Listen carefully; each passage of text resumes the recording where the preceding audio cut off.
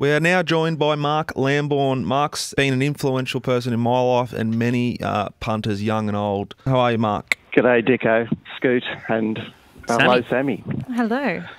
Now, Mark, let's hear it from the horse's mouth. Your company, Racing Rant, and the stewards representing Racing New South Wales are at war Again. In one sentence, describe, or a couple of sentences, describe what's happened and how we've got to this stage. We are locked in battle, Scoot, that's for sure. And some comments on the 20th of April on our Pay For View podcast, where we poked a bit of fun at J-Mac's winning right on Canane and the fact that his infamous fist pumping on Astern obviously is legendary, and Glenn principally spoofed it up, hammed it up, and made a few comments that somehow seeped into the wrong hands, shall I put it. So it appears that J-Mac's manager Mark Guest, who we all know, and he's been around for a long time, and I've certainly had no issue with Mark. I personally like the guy. Anyway, he has sent a text message to the Chief of Stewards up here, Mark Van Gestel, asking for. It just said the text message just said, "Hi Mark, please give me a call." And the Chief Steward obviously responded with a call, and then Guesty sent back a link to the show. The Chief Steward watched the show and opened an inquiry. So first of all, we sat down on the 30th of April after I'd asked the Chief Steward a few questions about procedural fairness and natural justice, which failed to satisfy me. Of course, Racing New South Wales is it's a body appointed with by statutory power, and the Chief Steward does not have a policy of natural justice or procedural fairness. So I managed to use that, and the fact that he sprung on me at the last minute an email from the CEO of the New South Wales Jockeys Association. I managed to seek an adjournment, and so we had round 2 on May the 7th, and it was by teleconference. It was Gordo, it was Glenster and myself, and at Stewards HQ it was Van Gestel and his deputy Wade Birch. And we went on for about an hour and a half, and Van Gestel was very, very determined to press the matter that somehow this was public. He cited the Zarafa case, who most of us are familiar with, Brent, who is a shining light down there. He got into hot water back in 2016 and run out of town. Suffered. He got run out of town, exactly. But he did do a stint with the Punters Show just before he was run out of town. That was part of his rehab, if you can call it that. Anyway, so the Chief Steward has got a bee in his bonnet about this. Glenn attempted to diffuse the whole matter, and hopefully we'll get the vision available to a wider audience. I'll make mention of it in a second, but Glenn said, yes, I'd like to ask J-Mac a question. And so we got J-Mac up on the video link, and Glenn said, James, you would acknowledge that you're one of the country's best riders, and that you obviously got put out for 18 months for having a bet on Astern. He acknowledged the same. And then Glenn went on to ask J-Mac whether the integrity department had been to visit him lately, checked his car, asked for his phone, any of that, to which J-Mac obviously replied no. And Glenn then said, well, clearly, Mr. Chief Steward, you've not taken our comments seriously, otherwise you would have opened an investigation. That makes sense. Chief Steward, well, Glenn thought he had a checkmate move there, which it was quite a decent strategy. But the Chief Steward was having none of it. He said, "No, you have to. If you make an allegation, you have to have evidence." And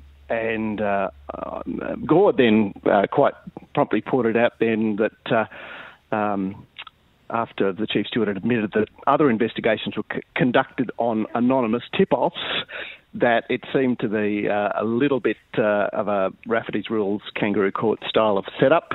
So that's where we're at. Glenn and I have been charged, and and I've managed to attract a third charge. So, firstly, Glenn's been charged with conduct prejudicial. I've been charged with conduct prejudicial. I've been charged with publishing on social, in a social media type of sense, defamatory comments. And last week, I don't know if you caught it, there was a little snippet on Twitter where where the deputy chief was passing comment on how the rules of racing interacted with High Court's implied freedom of political communication. And I've now had a third charge slapped on me saying by refusing to obey a steward's direction not to post any of that, well, not to post the supplied teleconference recording.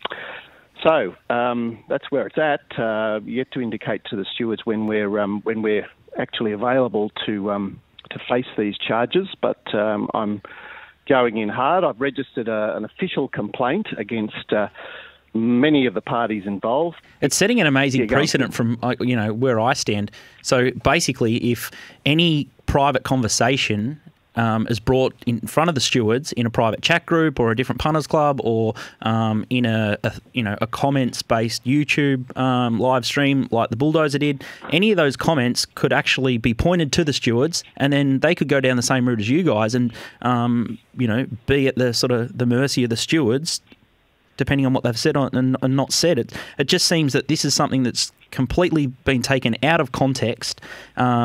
To my knowledge, Glenn and J-Mac have settled it, and we all know that everyone's good people. I don't understand why Racing New South Wales stewards are going on with it, and it's sort of like another gotcha moment, and it's perplexing to me. And all punters want is consistency, but we open up a can of worms. A New South Wales going to go out and police all of racing Twitter now?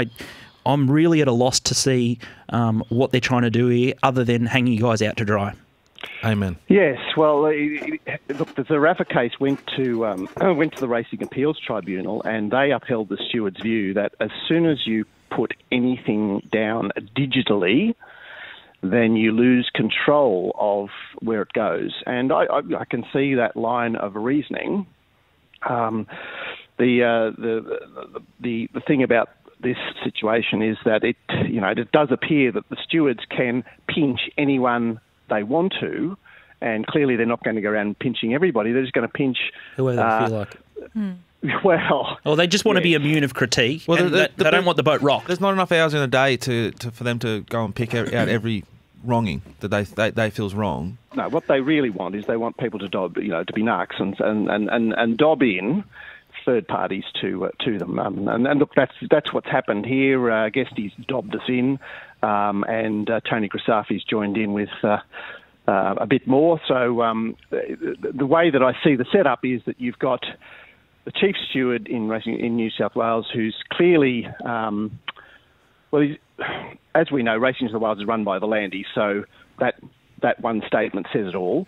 And secondly, the racing officialdom has for a long time seen itself as protective of owners, trainers, jockeys, and officials or administrators. So punters run a long last with officialdom pretty much everywhere around Australia, and they're easy game. You'd think in this COVID time, the stewards just worry about policing of the races, integrity on the front line, and leave all the tit for tat comments on YouTube and stuff go to the back order. But Mark, I wish you well in your plight. I think you've raised some really interesting points.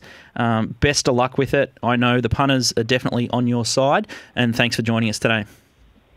No worries. Great to be able to tell a little bit of my story, and obviously there's more to come, and thanks for the opportunity, guys. And if you do want to follow the story, follow Mark on Twitter at JustIdeal. Yeah. At JustIdeal. Or at Little Birdie Pod. We'll be following it very, very closely.